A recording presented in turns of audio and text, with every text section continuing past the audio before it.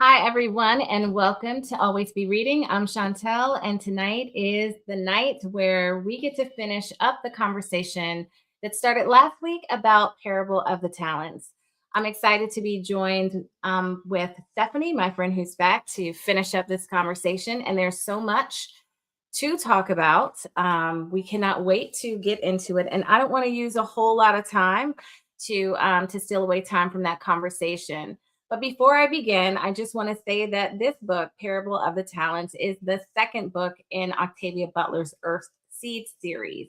And it follows the life of Lauren, our protagonist in the story, and her daughter. Really, I would say her daughter really is the one leading the story. And we get to see the life that Lauren lived through the letters that she left in her journals that she wrote. If you have not yet had a chance to listen to the first part of our conversation, please do that. I think it will be rewarding to you. But we're so delighted that you're here to listen to our second part of the conversation tonight. So without further ado, Stephanie, welcome, welcome, welcome. Let's jump on in to this book. And I was thinking a lot about just our last conversation leading up, preparing myself for tonight. You look beautiful, by the way. I'm loving the blue. Thanks. And the hair. Yeah, you look beautiful.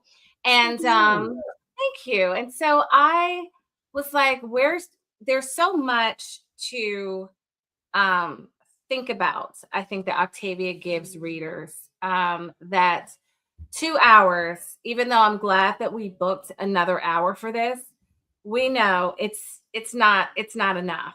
It's not enough. In fact, when you said to finish it, I was like, oh, I don't know that I'll ever be finished with this book. I mean, there is absolutely this notion of sort of how powerful this book is and all of the different threads through here. And I know last time we talked, we kept saying, we'll talk about motherhood next time. We'll talk about the sort of female stuff next time. And now we're at this next time. And this is part of what I want to wrestle with a lot, because there's a lot about what it means to give birth, whether it's to things or ideas or possibility. And what is the responsibilities associated with that?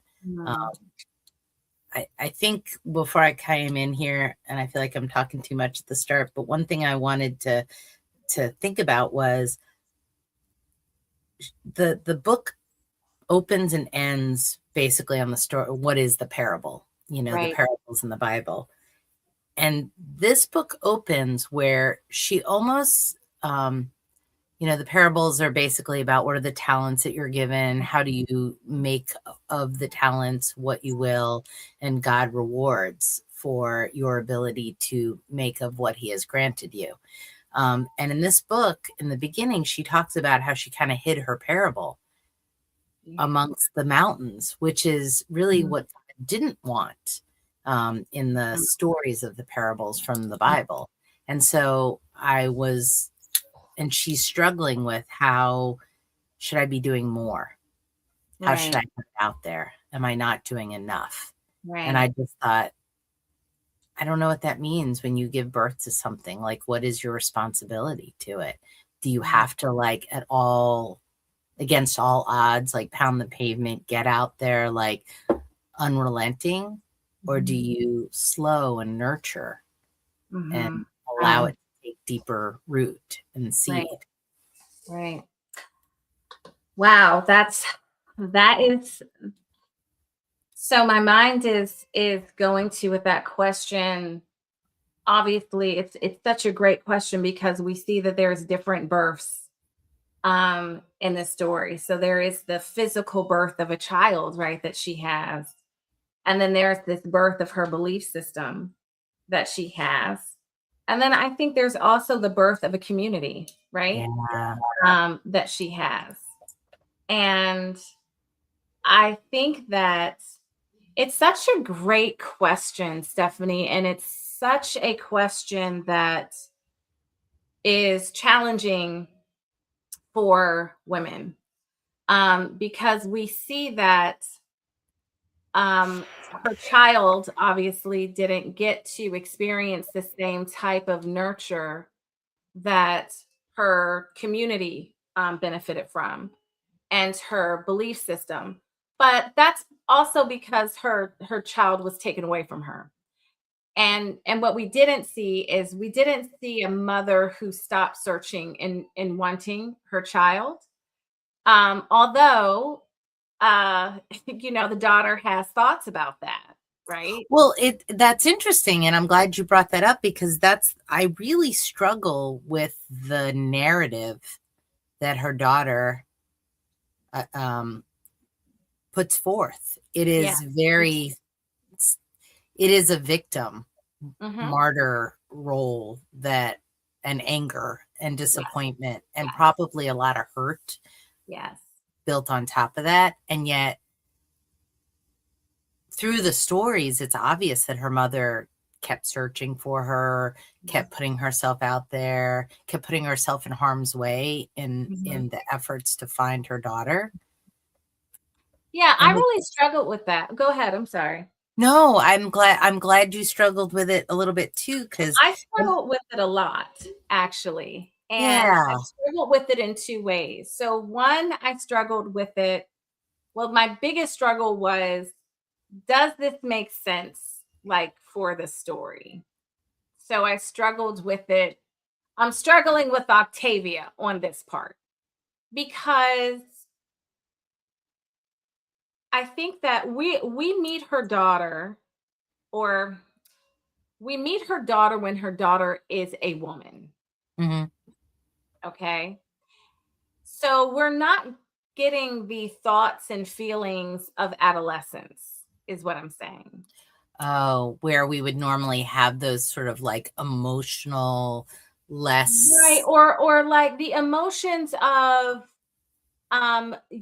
when you're a child and you're a mom and you tell your kids stories and you have experiences that even when you share them with them, you know that these are experiences that they can't fully step into understanding. They've got to live more life, right? Yeah. And then They're not they have going to to get live it more yet. life, Yeah.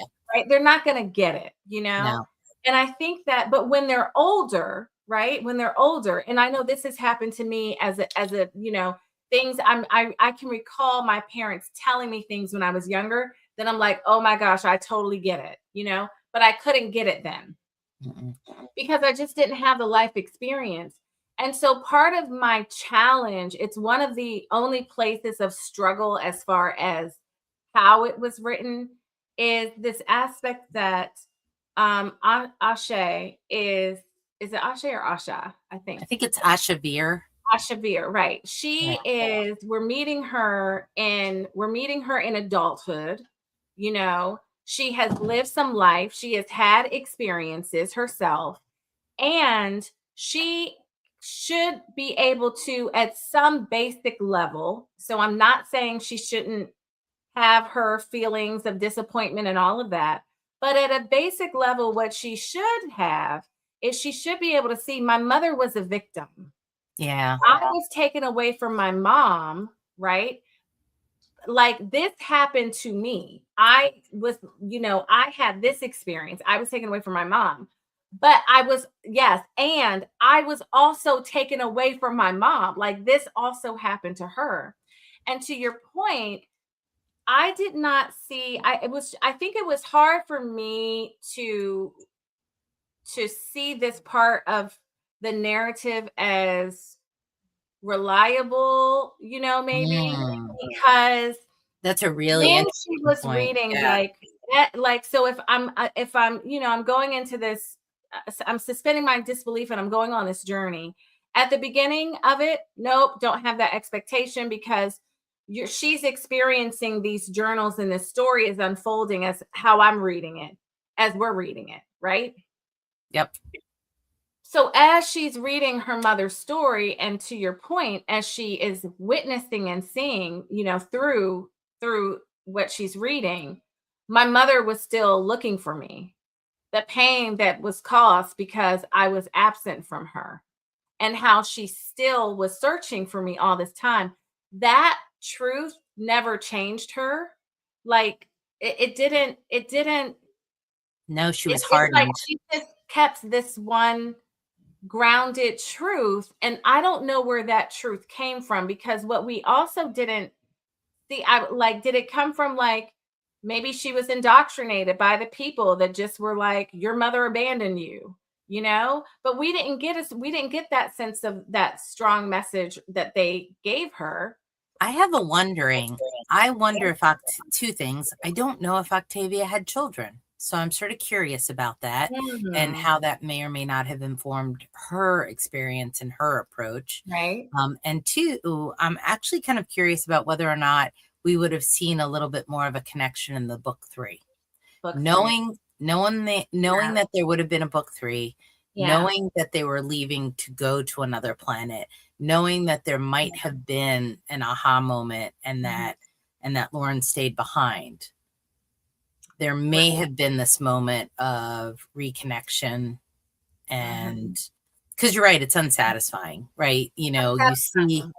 you see this daughter who is also abused in her own right or Yeah. mistreated, Mhm. and you see her being embraced, at least by Marcus, who I Mhm. think Marcus is who twisted the stories. I think it was Marcus who fed her the stories about, your mother cared more about Earthseed than about Right. you. Your Right. mother cared more about creating this community than about you.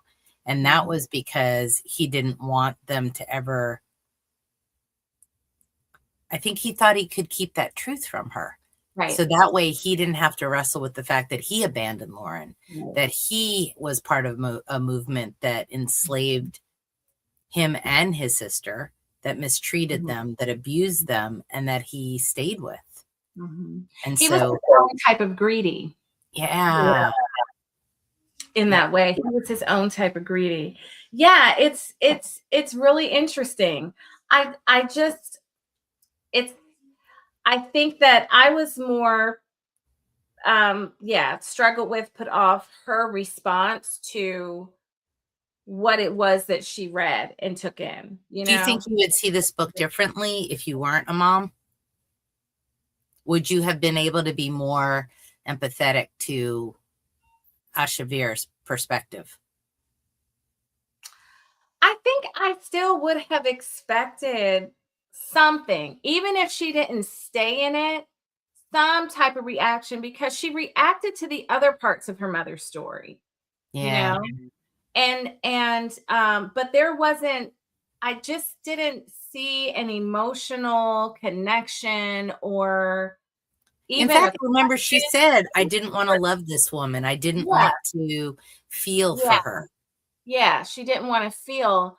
And I'm wondering, I think maybe what would have helped if there was more understanding of where that came from, you Mm.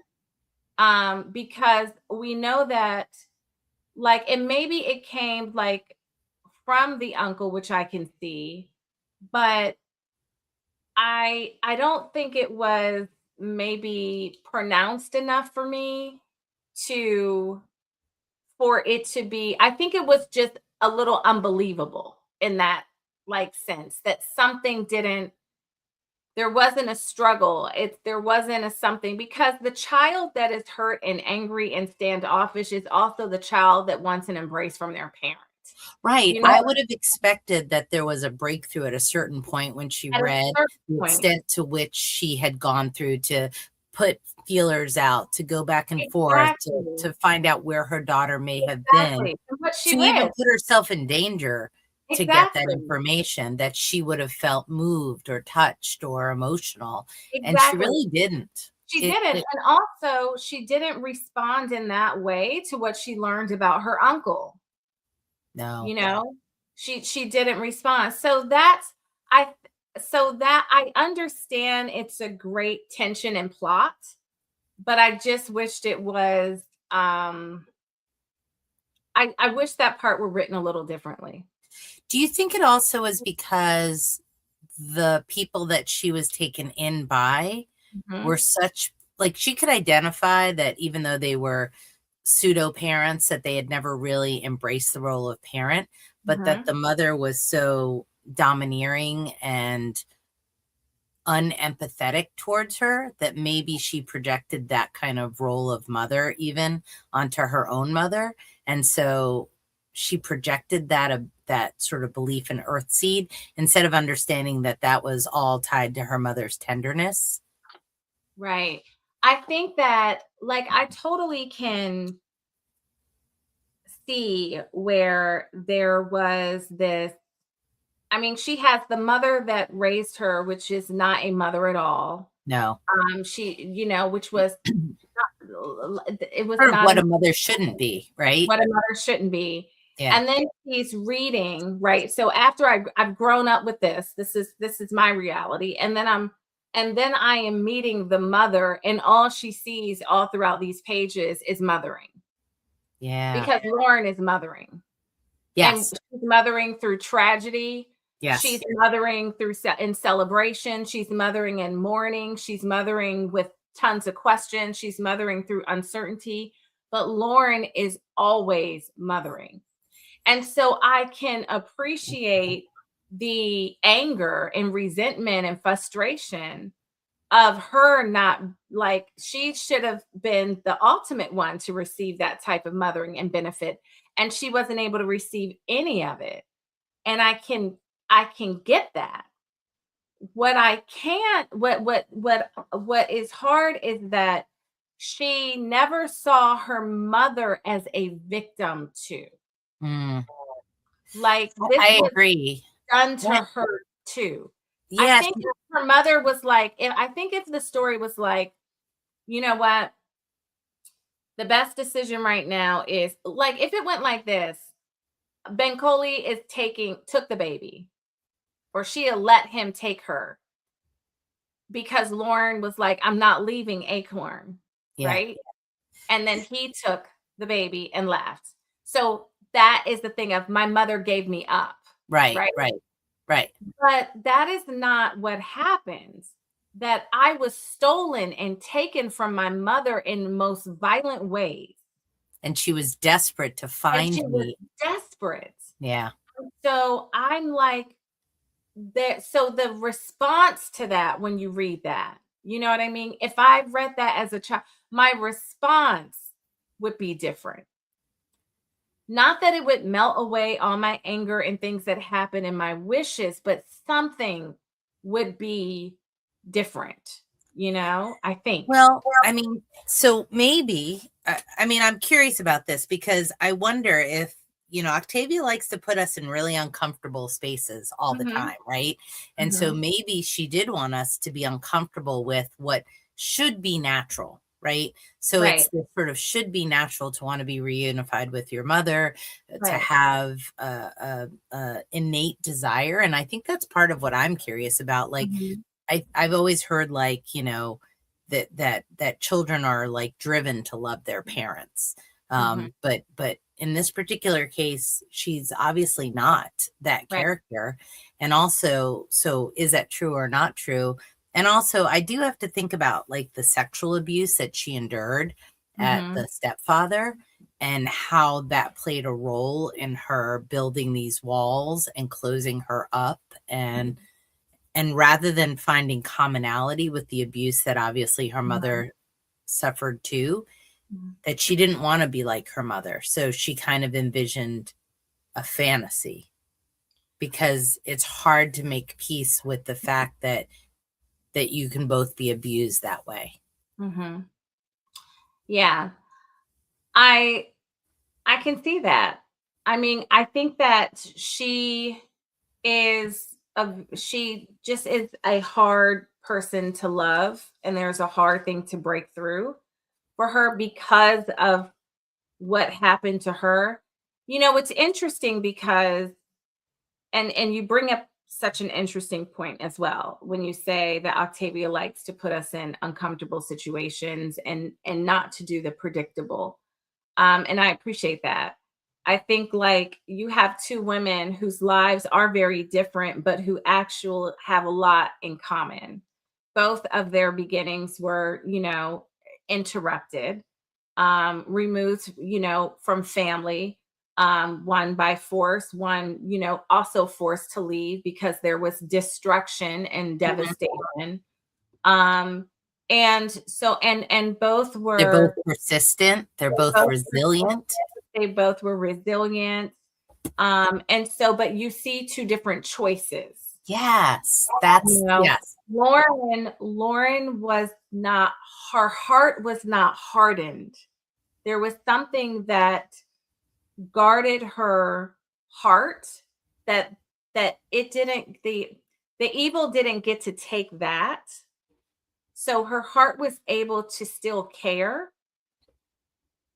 Is that tied to the hyper empathy? You had like a little aha. So yeah. I wonder if it's even a commentary on faith and religion. Mm-hmm. Because Asha was formed. She grew up in a Christian faith system. Yep. Which should be, and I think system is the right word. Yeah. Yes, system, forgiveness and love, accepting, welcoming, all of these things, right? And Lauren moved away from, it wasn't the same system, but there were similarities, but she moved away and she created something of her own. And when you compare the two, it's Lauren who had the ability, based on, I think, it's Lauren who had the ability to, there we go, to be able to nurture, to care consistently through the heart. Like her heart wasn't hardened. And I wonder if there's even a commentary about that. Like, I think it is about choice. And I think that actually sort of connects back to Lauren's perspective about God is change, and you shape it and it shapes you. And so it really, the thing that I loved about Earthseed, and I even bring it into my ideology on a daily basis, is the choices that you make shape you, and you can be shaped by the choices that you make. And so you can choose. Everyone I know has experienced trauma, and to whatever extent it is, it's not a competition. It's not a, whose trauma was worse. Trauma is trauma, and it's relative to the person that experienced it. But it also is, what is the impact on that trauma, and how do you allow it to affect you? Whereas I feel like Lauren's story was, oh, these are more data points. I'm going to have to be more curious about, how do I do this and what these people might do. And I felt a little bit, without ganging up on Asha, but that she had a sense of entitlement. Like, I shouldn't have been through this. I shouldn't have experienced this. And I agree. I want nobody to experience that. But there is an entitlement in her that Lauren doesn't seem to have. And I think she's able to navigate that because of Earthseed, because it just is what it is, to use that horrible phrase that everybody hates, right? But to her, it is what it is, and she had to just navigate it. Well, I think that with the entitlement that you bring up, there's also, I think we talked about it before when we were talking about community, like who's in and who's out. Yeah. And how she probably was raised. I mean, just the very air right around were that they were the deplorables. Yeah. They were bad. They were dangerous. And so so this kind of gets back to a thing I brought up earlier, which now I'm correcting my thought a little bit. It's like maybe the very atmosphere. So maybe it wasn't anything, such directed about her mother, but the very atmosphere that she was around, when you're saying about who's good, who's bad, who's right, who's wrong, who's worthy, who's unworthy.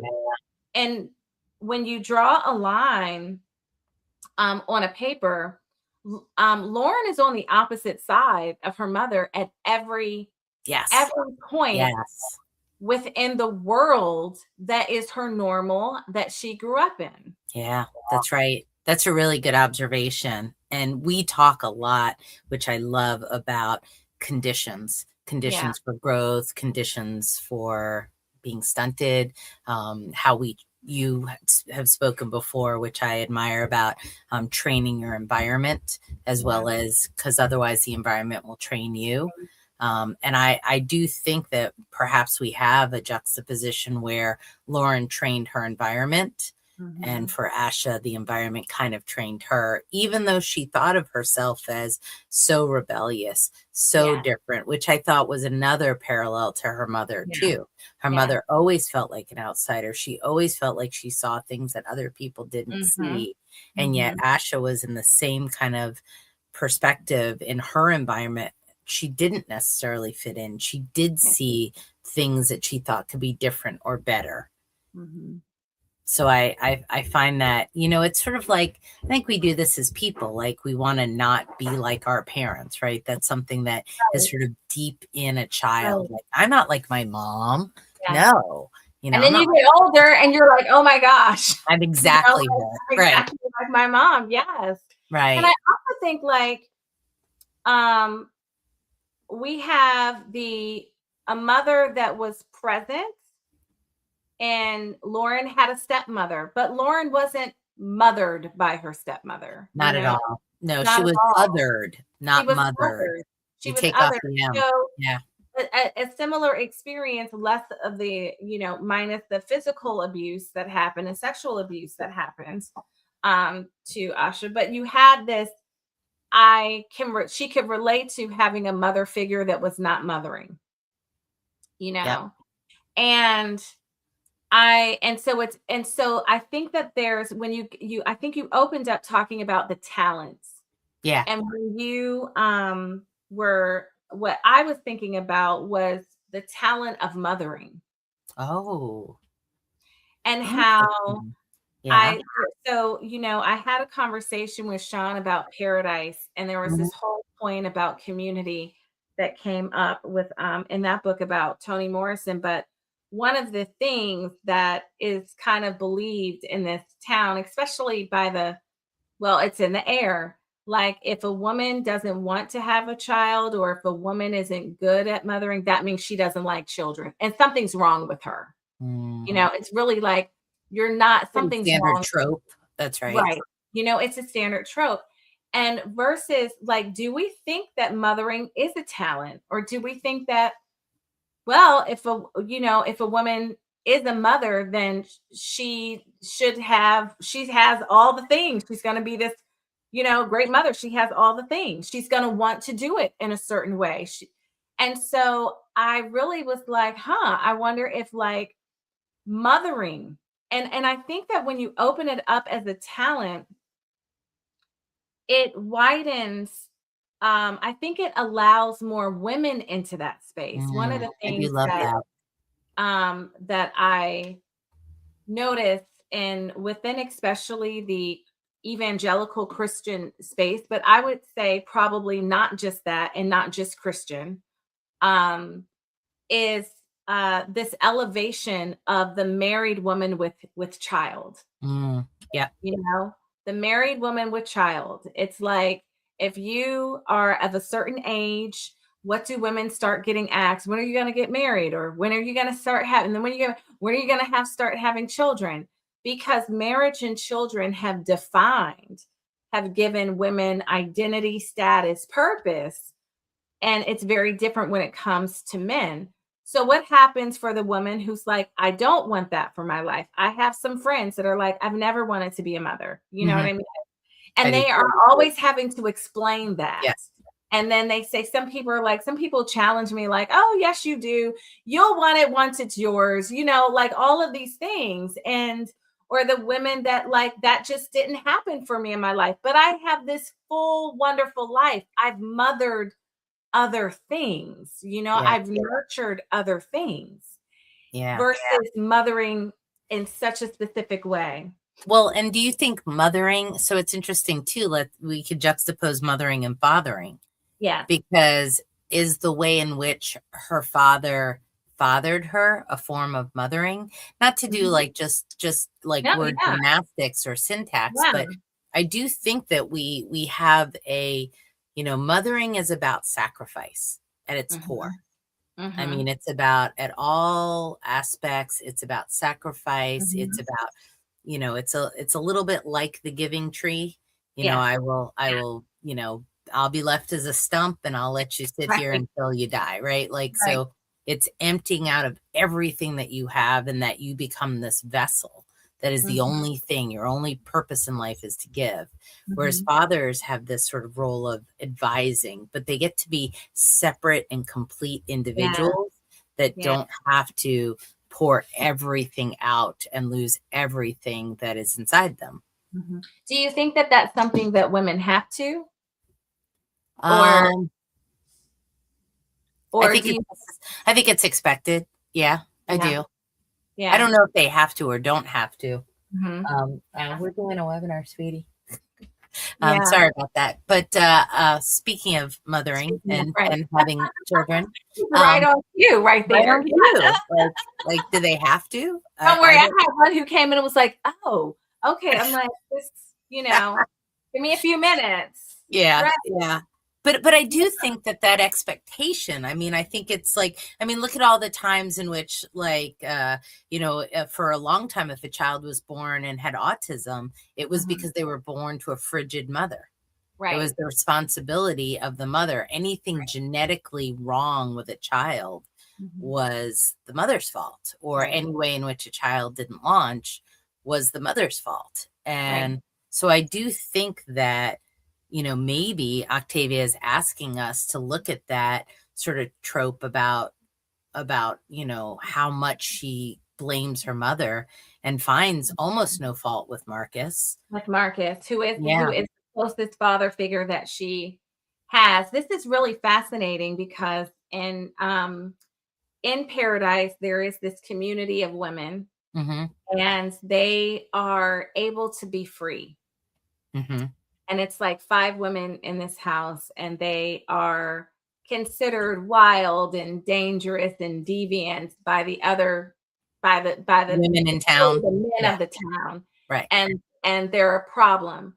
But what's interesting as you bring this topic up, none of their children were with them for one reason or another. One walked away from her kids. One, like, a couple of their children died. Some didn't have kids yet, but none of the there were no children in the space where they could be free. And I wonder, as I'm thinking about Lauren, would she have been able, like, what would her story have looked like had she been able to have her daughter with her the whole time? I think that's a fabulous question, because I do wonder at those really primitive points of motherhood where, children demand attention, when they're 2, when they're 3, when they're in those very early, both resilient but also fragile states as they move through childhood, and we're demanding of all that attention. What would that have been like for Lauren? Would she have embraced it? Would she have, and what if Asha was always going to be that child that was going to reject? Right. And ultimately, isn't that kind of what Lauren did even with her father, right? Yeah. Like she rejected her father's way, but still honored it. Yes. And yet Asha kind of rejected her mother's perspective. So I think being a mom is really hard. I'm just going to say that part out loud. It is really hard because you don't. It's so funny. I tell this story when I started working full time, and at that time, Kyrie and I, my husband, we were both working remotely, and so my office was on the main floor. His office was downstairs on the lower level. And the kids would come to me all the time for whatever question or need they have. And I'm like, and so one day I said, well, why didn't you ask your dad? Because they literally passed him. They literally passed him. Walk right by him. What do you? That's right. I said, why didn't you ask their dad? And they said, oh, Dad's in a meeting. I was like, mom's meeting. But then I was thinking about it and I said, for a child, probably natural, children are trained that their father is not always 100% available Available. to them. Yeah. Whereas moms, in most cases, are available. Well, I Oh, mean, I I think love that that. starts I with love nursing. that. You know? Yeah.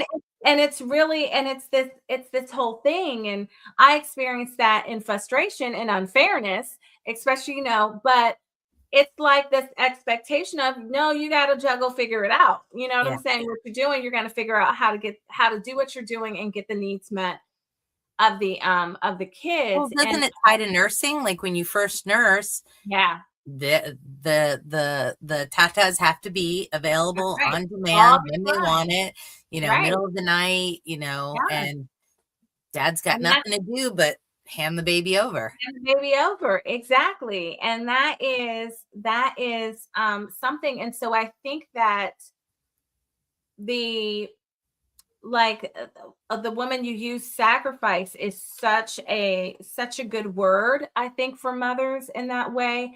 And we saw Lauren do that with her child.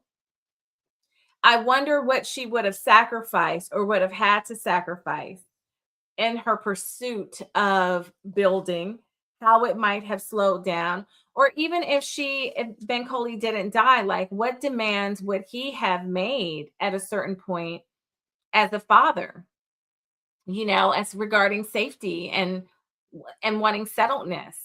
And I also but we also see that Lauren sacrificed a lot for Earthseed and her community that she built. She did.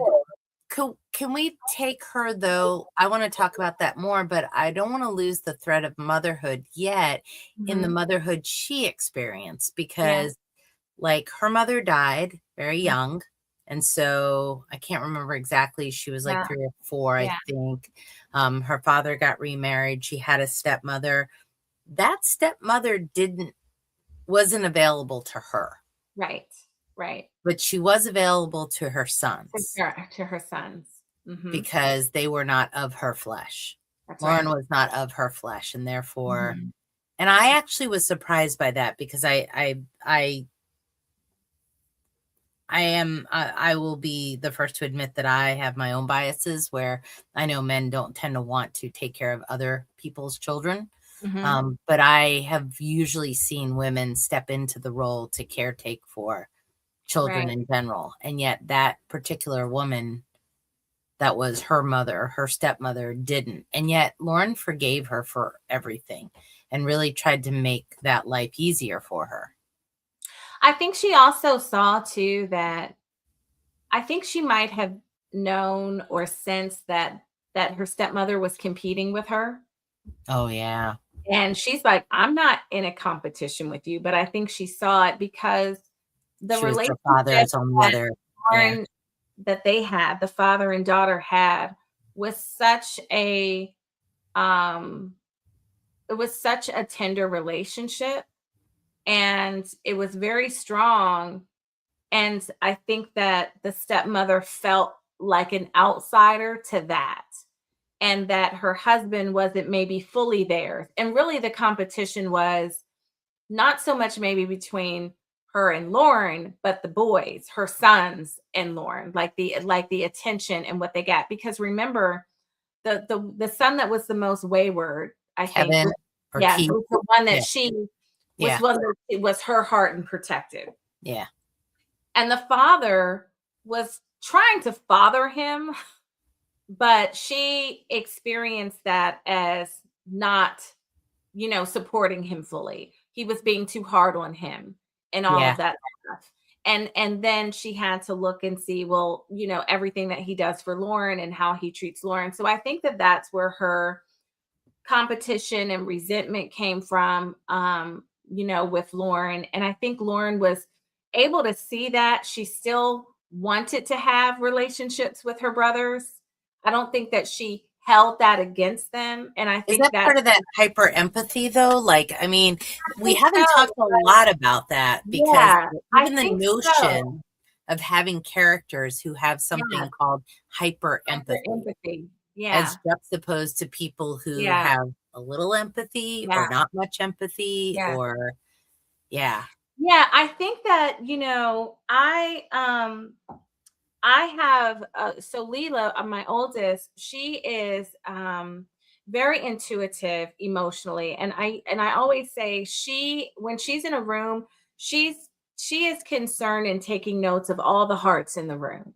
Like she's always done that, and I sense it. I see how she moves in a space. Hmm. Hmm.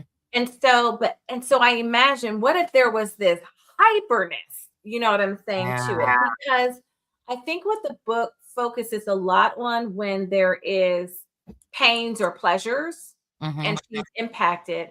But I also would imagine that it's not maybe so much a cut on and off switch. It might be to the degrees, right? It might be more of a like a gradient or range, right? And so I wonder if she's able to have a sense of where people are emotionally. Um, you know, um, Yeah. Yeah, because no, that's fascinating. I do think that, I wonder if maybe Layla would fall under being hyper empathetic in our Mhm, world. Like maybe we have a mhm, different, a um, different definition. yeah, or a different scale. Mhm, Maybe we've sort of gotten a little bit less, the whole keep calm and carry on, like the rise of right, stoicism, right. the like, has sort of blunted, Mhm. or even the level to which we are exposed to heighten things around like porn addictions Yes. and violence and so all of that does is dull our empathy, Yeah. dull our ability to actually see that as something that's horrifying and something that shouldn't happen. Yeah. So I am curious about it. I wonder maybe if you could just sort of describe or define for our audience what that hyper empathy was, because I don't know that they would know what we're talking about. In the sense of the book. Yeah. Yeah. So hyper empathy, they are also known as sharers. And so it actually is a gift or an ability that was birthed out of, I think it was It was a like virus. a virus. Oh, or was it a drug that they No, had it was a used? drug related. That's It was right. drug related. And so much like if you kind of think of alcohol fetal syndrome, Hmm. this so there the that the fetus is impacted literally kind of in these cases drunk, right? Intoxicated, addicted to alcohol. And so when they're born marked by that in some way, right? And Hmm. so with this particular drug that I can't remember the name of, It's like uh, Parcital yeah, or one of the hmm. um, lingering effects and how it changes is that children are born hypersensitive um, to I would say sensory Experiences around experiences, them. Yeah. When experiences somebody's in around pain, them, like and they there were share it. stories where she would see somebody hurt, right? Yeah, And and she would she have to would not look look. because if she saw it, she It would would break feel her. it. Yeah, and she would feel it. And so we get to learn more about this as she's learning about it and having different experiences. And like all things, people develop coping mechanisms, and they also understand that this is something that isn't good for people to know that you have, because people could take advantage of you, especially in the times that they were living in, when the world was all chaotic. And so she would have to turn away or not see and it kind of takes you out. So if someone was shot, and she would feel that and like wake up, or I would say wake up or come to, after that, and still experience some of the pain, not the physical pain and the emotional pain, but she also experienced heightened pleasure. So when Hmm. people were having sex near her, happy, she would experience, that as well. So that's kind of my understanding, No, I think that's an excellent definition. Thank you. And I hope it's okay that we pause to let people know, yeah, because absolutely. I wonder about the creation of hyper empathy in the story. And was there something Octavia wanted us to learn about the promise, the peril? And it was almost like another character, because different people had it, different people didn't. They would be looking for each other, like, oh, is that one of the sharers? I can tell you're a sharer. You winced when somebody experienced something. And like, I was always curious, even in the first book, the why that was a necessary almost motif or experience to bring through the book. I kind of saw it as it was one of the aspects that was looked at as a negative thing within society, but it was actually one of the things that made her skill set and gift, which I think, to sum up Lauren, I would say Lauren is a shepherd. To make her shepherd well possible. That the level of not just knowing maybe your story, but feeling your story, that like feeling your pain, being able to know people like that, like almost like emotional intelligence, to be able to move and navigate and corral, keep people safe. I think that it's actually, a gift.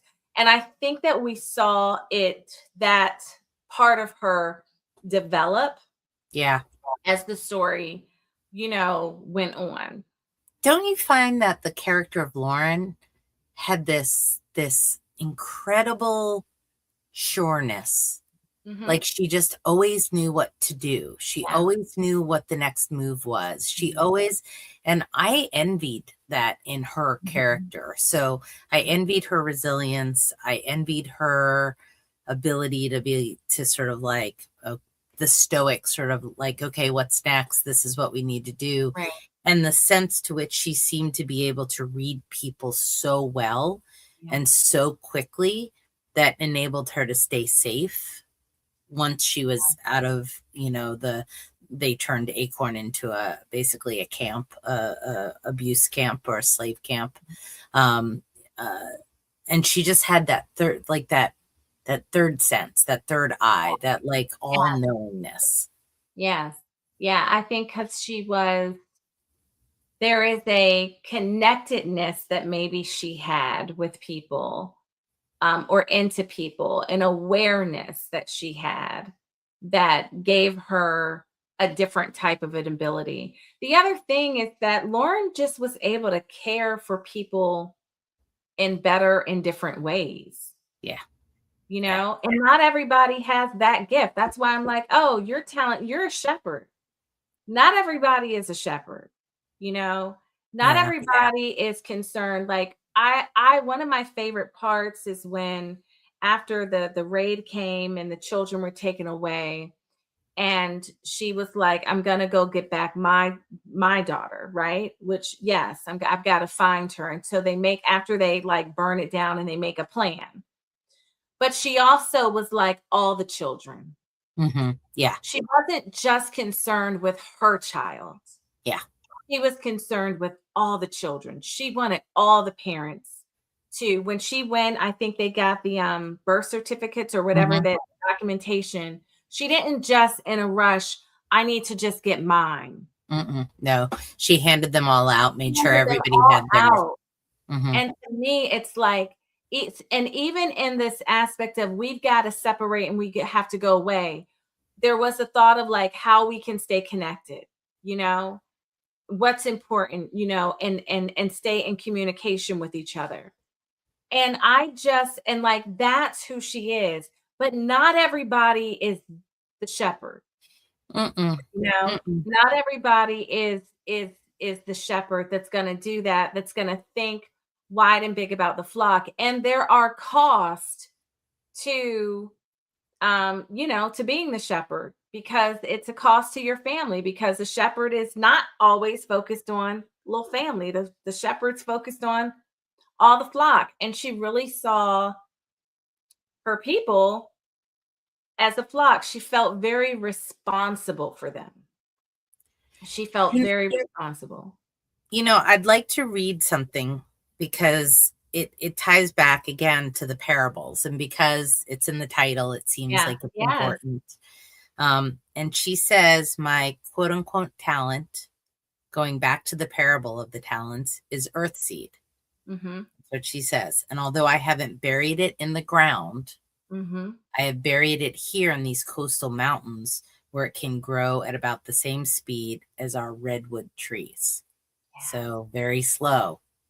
But what else could I have done? If I had somehow been as good at rabble rousing as Jarrett is, then Earthseed might be big enough, be a big enough movement by now to be a real target. And would that be better? So, I go back to the story of the talents, which is really what I feel like Octavia is asking us to wrestle with. Yeah. Is it enough to make with whatever talents you have into something you do? Was it right for God to punish the one that sort of squirreled away his talent because he didn't want it taken and he was afraid? And yet she feels like she hasn't quite buried it the way the one individual in the parable does, and is sort of admonished for it. But she also hasn't done with it what the other rewarded characters from the parable have done either. She's somewhere in between. She's in between.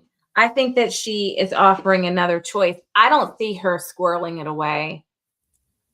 I also think it's an aspect of time too, which she gives. I don't think it's squirreling. I think that your talents take time.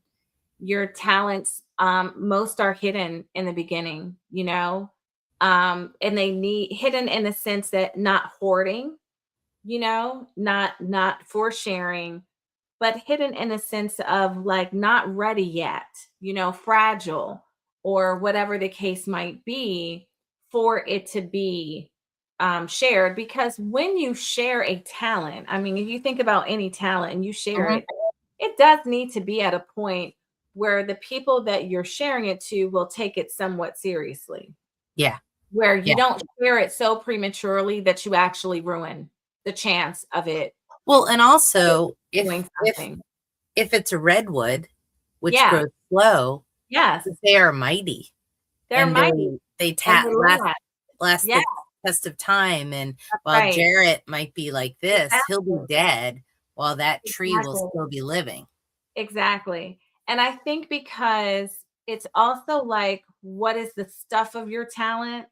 I think like Earthseed and the stuff that makes this up is substantial and nurturing. It's not selfish or self-centered.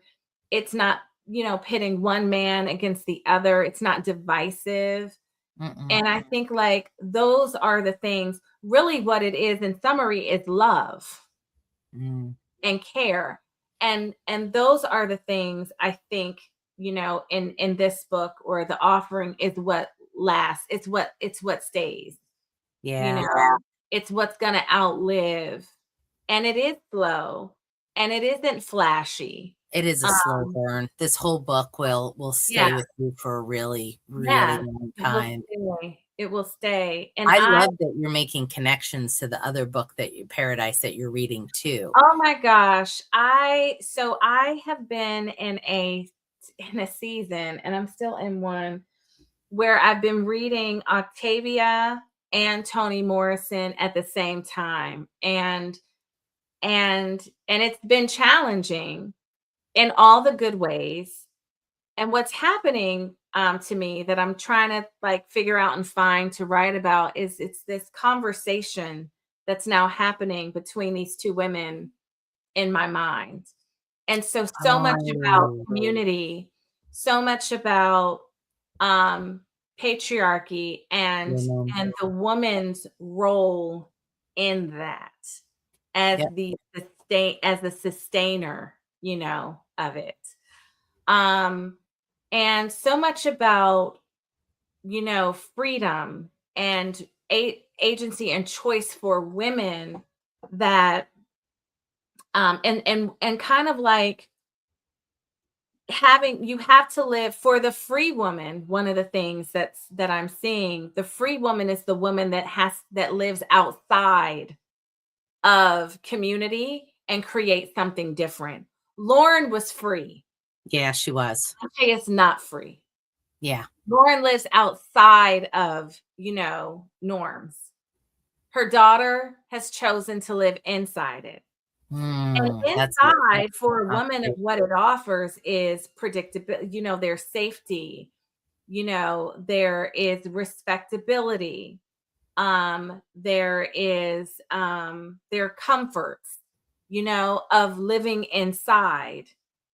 Living outside is very dangerous, but especially during these times, it's where freedom could be found for women. And a sense of women being able to be their authentic selves. Mm-hmm. And so those are some of the things that and I think about that in my own life, and like, in this question that I do want us to answer about, and that I've been grappling with, about how this work is helping us to be more human in our present world that we find ourselves in. And yeah, and I've been wrestling with this question.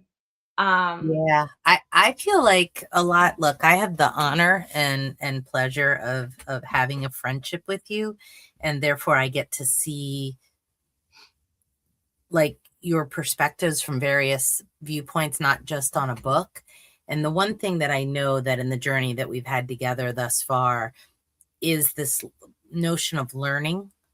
And also, I think that we had a speaker one time for the DEI group we were supporting. And the thing that stuck with me was the assumption that everyone has value. Yes.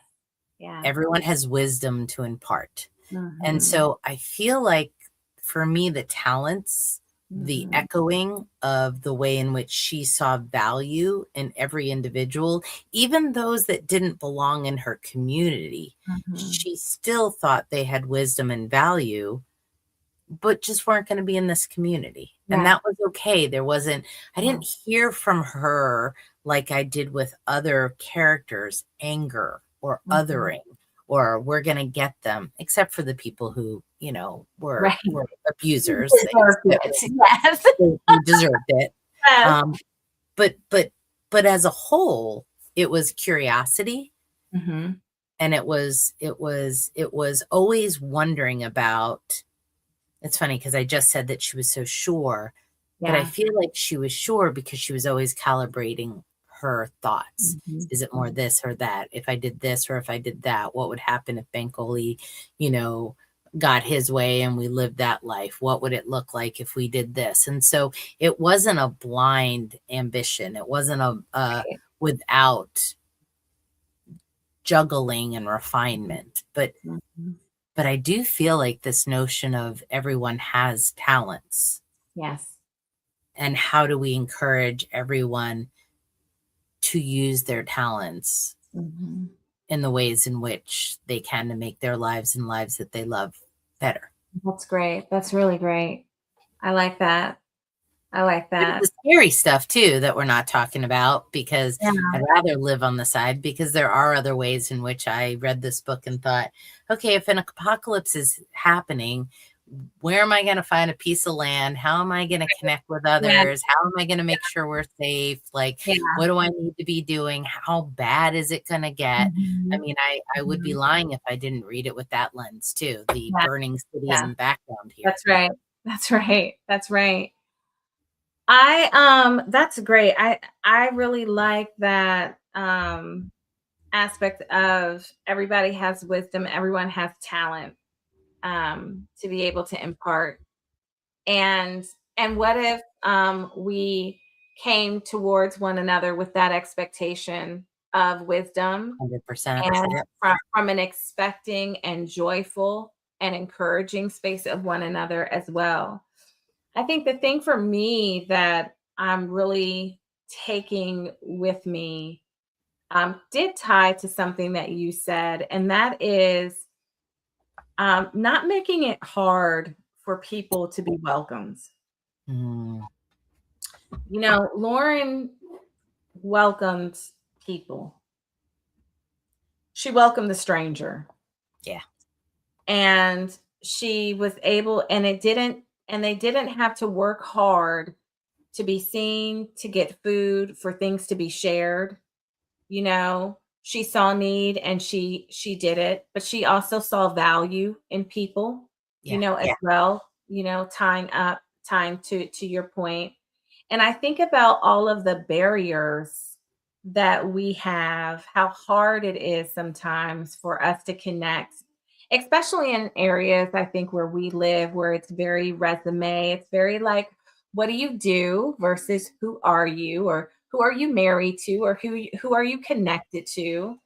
And and that's part of our normal air, you know. Oh, And even if I would like to say, oh, I don't do that. And this book is saying, no, Chantel, check to see how you do it.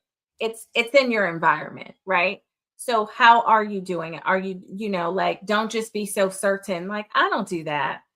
And I think that that's something, because we all need a place of belonging. mm-hmm. And some of the, you know, most horrific things, and some of the most horrific tyrants, when we look at their childhood and backstory, struggled with belonging and worthiness, such And they as didn't have enough mothering. they didn't have enough mothering, and they didn't have, and so I just think like that aspect of not not making um not making it hard to actually, for people to experience love and care and see you, how are you, you know, of giving of some time and slowing down life to be able to do that, I think is really important. That's like a lesson that I'm I feel taking. like that is one of your talents, 100%. I think Mhm. you create conditions for that purposeful slowing down and curiosity and growth. I think that's one of your, maybe it's your mothering trait, maybe it's just the way, in one of your talents, as we said before.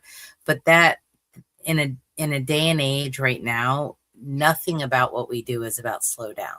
Yeah.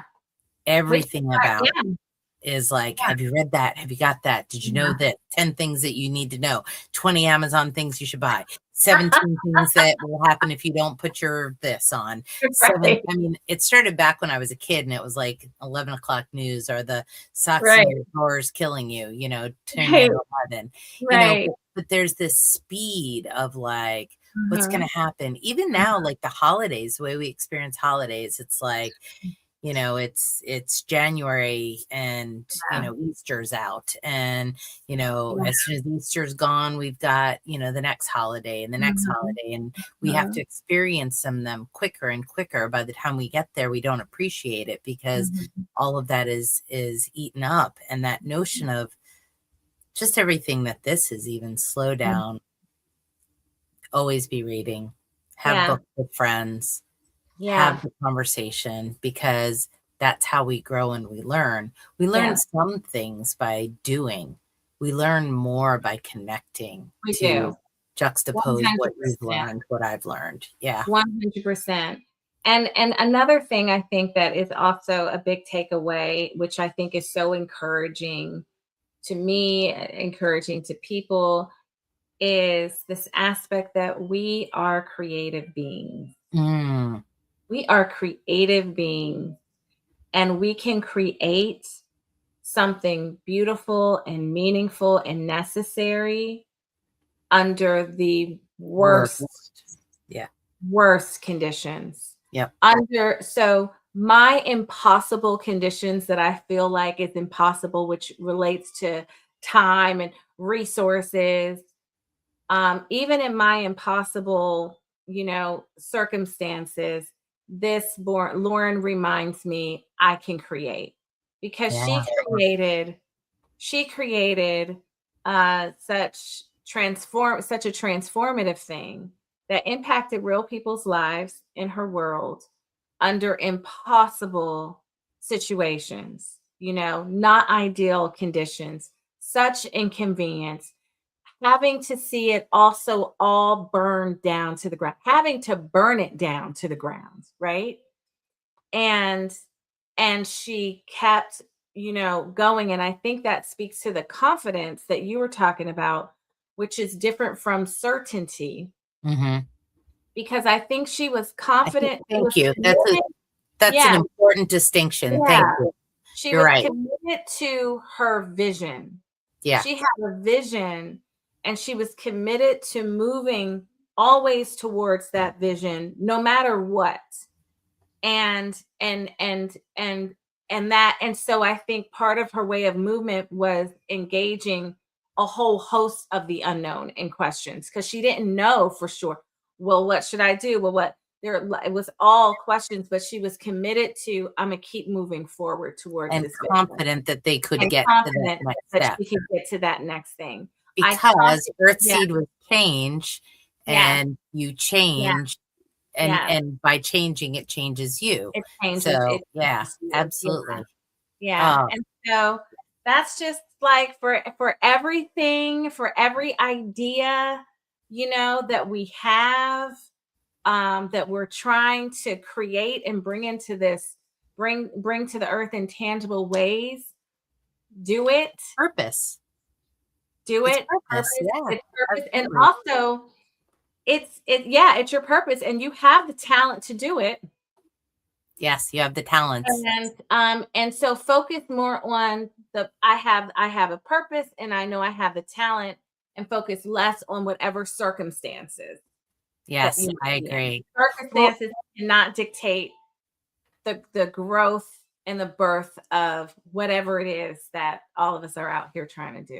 Yeah. 100%. I wanted to echo a little bit further your focus on creativity, because something else that I thought was interesting was how Lauren suddenly decided that she wanted to learn to draw.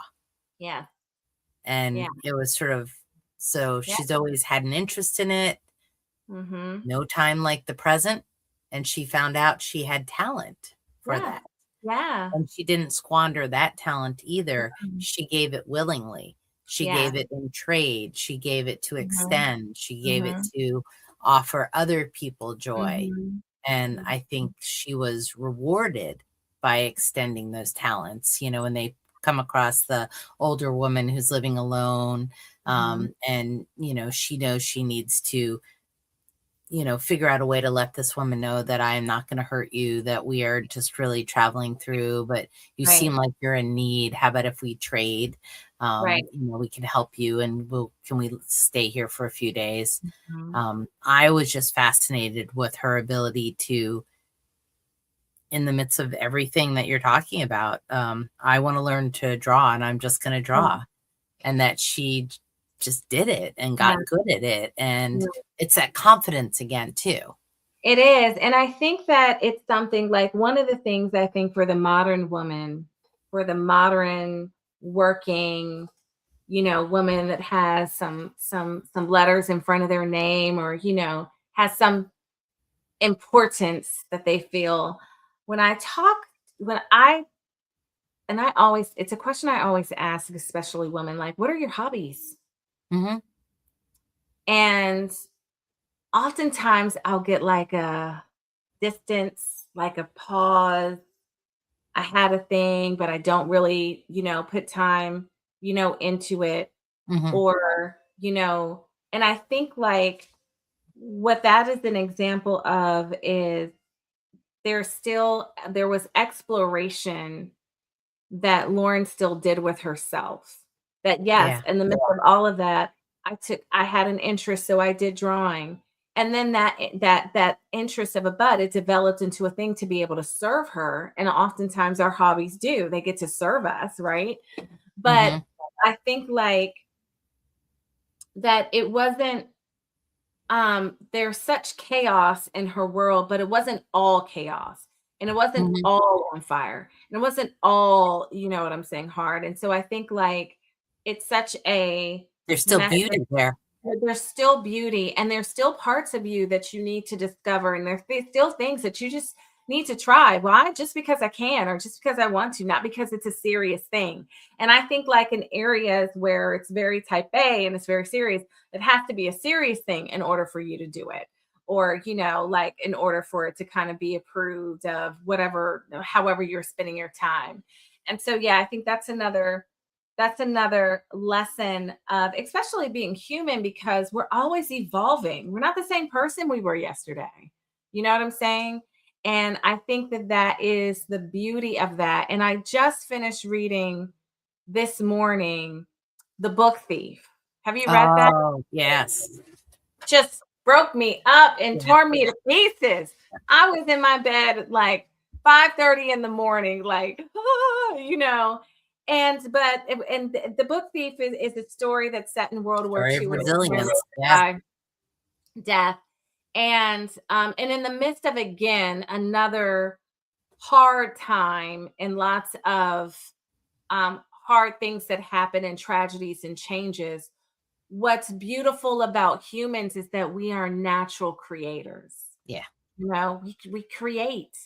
Yeah. And so to allow the life to do that, but also I think like not having life have to get so hard and desolate before you allow yourself to create, you know, or allow yourself to explore other parts of yourself, or allow yourself to do those things. So that's another lesson.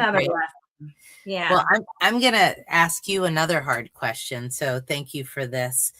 What do you, when you read this book now, I mean, we can't lose sight of the situation we find ourselves in this country. And I'm not trying to be a doomer or sort of go to that extent, but this book is set in this time right now. So the first book opens, I think, in 2020, 2025, somewhere around there. The time that Lauren's in, you know, before the spaceship, which is later down, I think that's around 2030, which is only 4 years from now. 4 years away. How likely do you think it is? So how prescient do you think that her sort of observation of where we could be as a society, do you think we could wind up in a situation that was sort of unveiled in this book, or actually in both these books? Because it really does start with the first one. Right. I would say, I think it would be foolish for us to think that we couldn't ever be in a situation where democracy is no longer.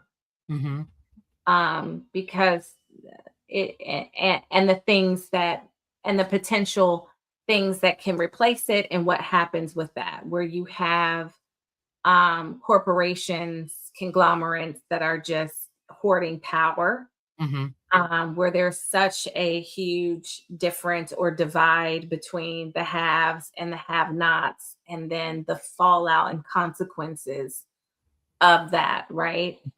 And I say that because one of the things that I admire about Octavia Butler is, and that I assume about her based on reading her work, is that she was such a student of history. Yes. And so the creative ways in which she's written this story is there are nuances and newnesses.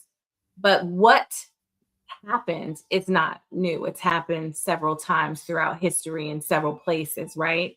And I think in that way, it's just a very human story about what we do to ourselves, right? I think it definitely, I think, is a warning story that that hopefully, I know that it has resurfaced, and there's lots of new readers to the book, old readers returning in conversation, and I think that that's encouraging. I really wish that people, who need to read it, read it and have a conversation, and perhaps maybe they are, and that is lovely. But I would say it's foolish of us, and stupid of us, arrogant of us, a sense of entitlement of us to think that we are so protected from experiencing huge shifts in our world. And we have experienced shifts already, but Mhm. depending on um where you are, your security, what you have, right? um you're experiencing it a lot or less, Mhm. and I think that we are in an inflection point, I think, in our country. And um and I am not one who believes that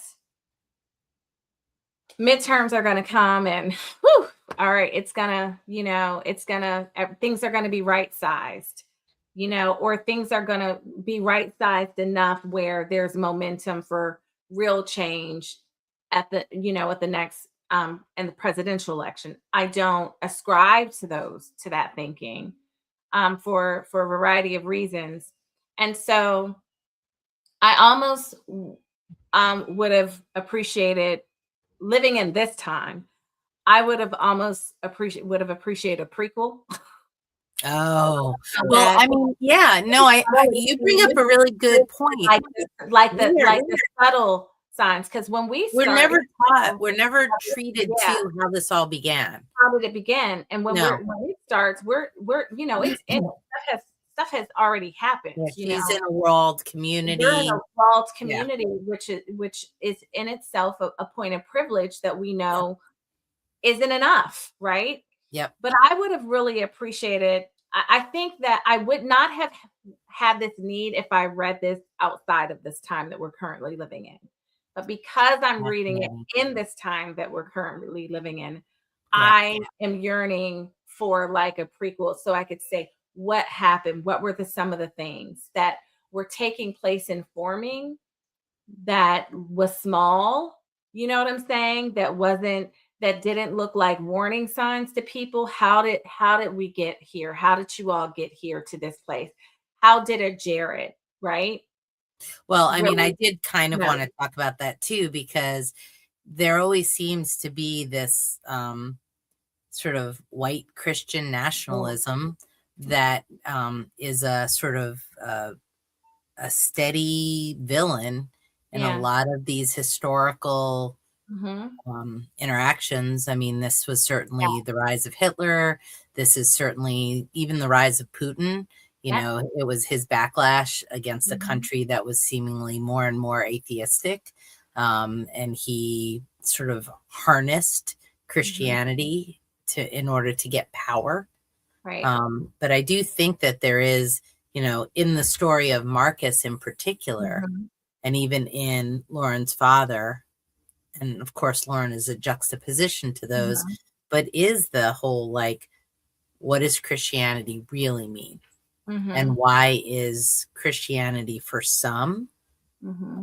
um an both a superiority Mm-hmm. or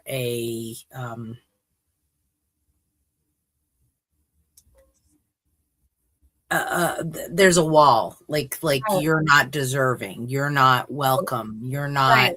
you're not of our, Right. Well, when there's yeah insiders and outsiders, yeah yeah, it's all very, fascinating and um s- troubling at the same time. And I feel like um what gives me hope is the contingent of people out there that mhm, sometimes the loudest voices don't ever represent the masses, you know? It's just maybe the loudest. Um, yeah, God bless America. God bless Yes. America. I saw that Yes. comment. Yeah. Yes. And when I move around and interact with other human beings in my spaces, I'm interacting, I think, like with um I think that we have a lot more in common than we have with people who I don't have a lot in common with. And I think that that is a definite divide. And I think that the one of the biggest threats is thinking that there's more of them than there actually is.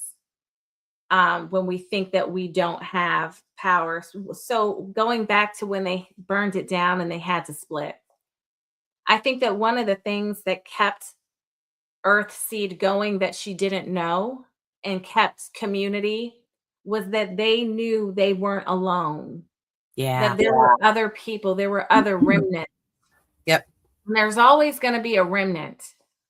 And I think that that is it. And so even for me, doing things like reading more and promoting conversations and things like this, that's active work that's contributing towards, I think, pushing against some of the energy that's out here, Is it safe to say that number one, it's obviously, I mean, I think it's meant to be a fool's version of what Christianity is supposed to be, Yeah. first of all. Mm-hmm. And second of all, it is an interesting juxtaposition between Earthseed, which feels religious and not religious at the same time, because I do appreciate that, with whatever the organized religion is, there's an ask that you hand over your autonomy to a higher power in the juxtaposition. Whereas in Earthseed, she's like, you are your answer. And when, I think somebody asked, like, well, how do you pray? Like, how do you, she's like, well, you're talking to yourself, because the person that's going to deliver on what it is that you need is you. I think that that's a belief system, just like Christianity. I do think that in this book, it is a very, it is not of the Christian faith. I think that it is not followers of Christ, right? But so and I think that, so the white nationalist Christians, I think, is it's power. It's a bastardization. It's not, we know that Christianity and other religions in other parts of the world have been weaponized, right, for power and for, status. But I think Earthsea too, I see it as a belief system too. The difference is, believe in yourself. You are elevated to God's status. The individual is elevated, I think, to God's status, where, whereas in other, faith traditions or belief systems, there is that the individual is not, on God's status. And I think that what we don't get to see is, how does this all play out? Well, I mean, I did think, like I'm thinking now, here we are 50 some odd years after the book was written. She did create a redwood. We are still talking about this. She did create a redwood. She did create a redwood. Yeah. She did create a redwood. And what I don't know is if, like, what did her redwood fully grow up to be? And how was her redwood able to grow up to be? I think, like, did more formal things come along with it? Did there become a time where there was outsiders and insiders and hierarchies and things of that nature? Was it perverted? Was it enough? Was this Oh. belief system, was it enough? Or was there like, this wasn't enough. This wasn't the thing. Now that I've gotten here and we don't have the answers, you know what I'm saying to that? Do you think But humans eventually pervert everything to some degree, though? When you use that word, there was like this, like, yeah, oh, yeah, yes, yeah, yeah. we tend to twist Well, I it just a think little that bit. we Like, how do. far can we move this? I think that we do, and I think it's really hard not to. And and because I think that's part of being human. And I think that uh from like there is this saying, I don't know who I heard it from. It could have been my sister. Maybe she heard it from someone that says, like, when I wake up in the morning, I have to step out of bed and stomp on my ego, get my ego in check, Mm. you know. Oh, say more Um, about that. I really but like that. just But to what get about your that? ego in check, where, because when your ego is big, you think you know everything. You're also very self-focused. It's all I can see is my ego, my wants, my desires. It's very I focused. So when you know that, like, that's innately in the flesh, I have to stomp on that and submit myself to something greater than me, right? What a That helps me beautiful takeaway. see greater Yeah, than myself. You know what I yeah. mean? And so I think that um when I spend time with my God, I see greater than Chantel. Able Hmm. to lift my head up and pay attention to this and think about this, calm my nervous system. For me, I can't do that myself, Hmm. you know. Um, and so, but I think it's very human for us to be fully focused and fully, confident and fully like, yeah, I am the God. Like, yeah, I am the one who can make it, in my life. I am, the one. And so I would, and there are there's some parts of that that's true about that philosophy that I can resonate with. And then there's parts that I'm like, yeah, that's going to trick you though.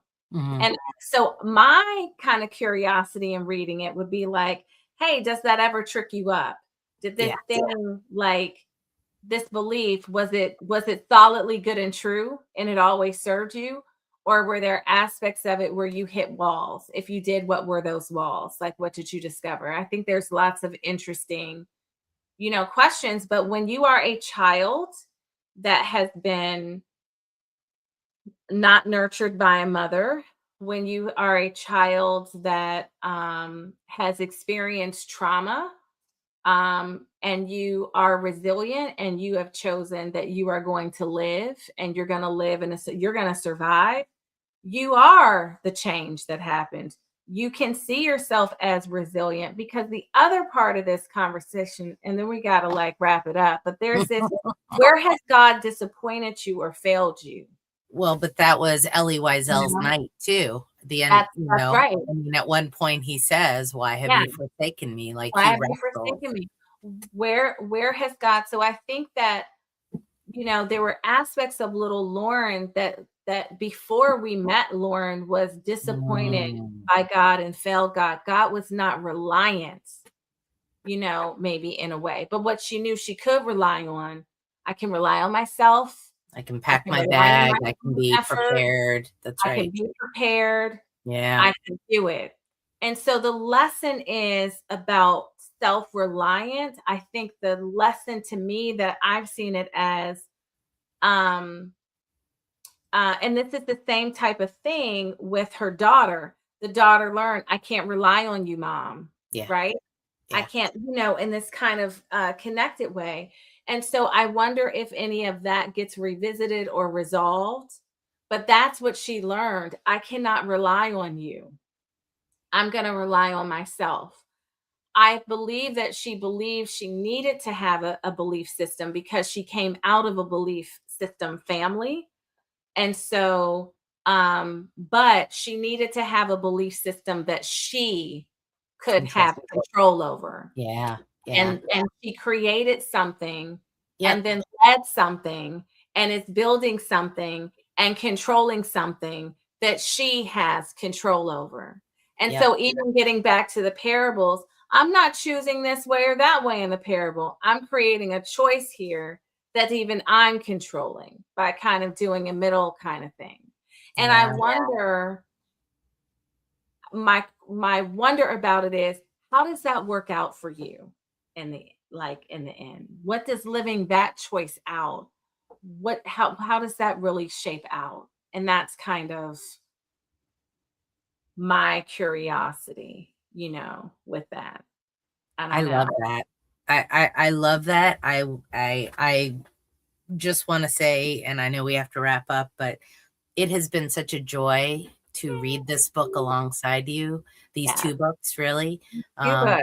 And I just highly recommend them to anyone. I've gotten a lot of people to read it. A lot of people say I had to put it down. I'm struggling. There's so much, and maybe we almost experience by extension what it means to be hyper empathetic, because the extent to which she puts us through sort of the turmoil of the life that these folks have to live through. You have no choice but to experience it in that way. And so I would just hope people pick them up and read them. I'm so glad you shared that. I think that when it comes to reading, so I'm getting my sister to read. She actually suggested, so she doesn't really read works like this, but she's going to talk about Wild Seed, which I wanted to read that. Octavia Butler book. So we're going to talk about that. But I think I would say to people, even to myself, and we know this about each other in reading it, we both had to sit. I have to sit this one down. I wasn't able to completely just journey through at my pace. I think the book, for me as a reader, set the pace. I had to be very respectful of when the book was like, okay, let's just pause here. You know what I'm saying? I couldn't sometimes when I read, especially if I know I'll chunk it out or let me get through, I'll have reading goals for my day. But I immediately know when I pick up a book and start reading it, oh, I have to submit to you. It's not about, and Octavia Butler's books, I know I'm not doing reading goals with this one because I know I'm going to submit to this pacing that the book has for me. And that pacing means me listening to myself, me stopping when I need to stop. That's perfect. That's normal, and it could be for a day. It could be, I think I took a week or so from, it was just whoo, let me just sit down. But in the time of way, you're always talking and thinking about it. And I think that that's okay. I like to call, one of my favorite authors of all times is Edwaji Danticat. You'll have to read her. I had the pleasure of meeting her at a writer's conference. And she said, and I love this, she said, I write books for dangerous readers. And I was like, I am a dangerous reader in the sense that I will get into the hard waters of a book that, and when you do that, when the waters it's hard to get into, you're not just running into it oh, it's the perfect temperature and you can just run into it. You have to take your time. Each little splash has to almost orient yourself to the temperature. And I think I would say to people, authors like Octavia Butler, Toni Morrison, Jamaica Kincaid, really your Black writers, especially those who are writing about Black American history and story, it is ease in, step in, let the water splash, and allow yourself a moment to just orient you. And so you might be on the shore for, a minute or two, and that's okay.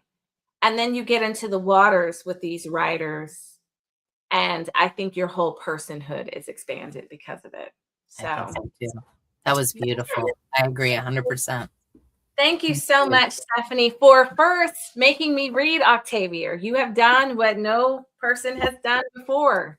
And so I am so grateful. When you said Octavia, I was like, oh, no.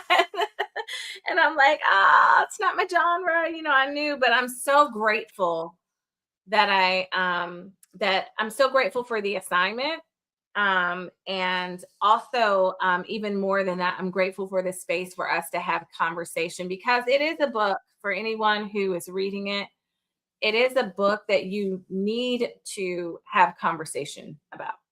And so, if you're reading this, find somebody, ask them if they will read a book. I will say this too, guys. So I don't even know the number of books with friends that I've done. And this is not the only space that I read books with people.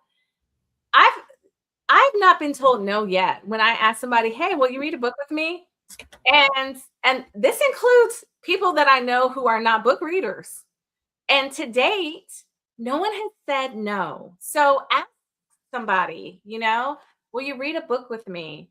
And I think you get to learn a lot about the person that you are, reading with, and a lot about yourself, and a different way to connect and grow. So thank you, Stephanie, for being the very first friend who said yes to me that they would read a book. I will say yes to you anytime.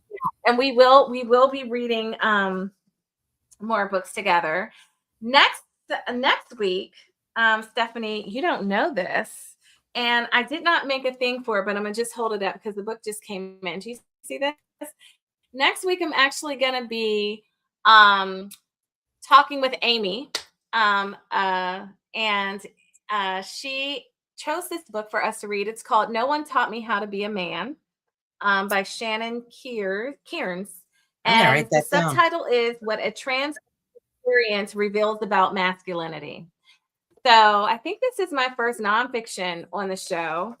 And I'm excited to read this and to have a conversation with Amy about it. So that is on Monday, coming up on the 2nd. So yes. Yeah. I just put it on my list. Yeah. Yes, we'll learn a lot, because she's a true feminist. And so, it should be a very interesting conversation. So that is all, you guys. I know this went a little bit longer than usual. Thanks for hanging in there. Montaigne, thank you so much for all your support in the background of things. And thank you, guys. If you want to hang out with us and be able to get more information about books with friends or other kind of content that's on my channel, please be sure to subscribe. And if you liked our conversation in this video and you found it useful, we would also appreciate that you like it as well. And I'm also on Substack, where I sit more with my thoughts and I write about characters and just more literary analysis. If that's your type of thing, then please join me over at Substack, and that link will be in the show notes below as well. Until next time, you guys, take care of yourself, get in the bed, huddle up with a book, ask somebody to read a book with you, continue the spirit of books with friends in your, community. And you will be blessed by it. You will be blessed by it. So thanks again. And until next time, stay reading. Bye.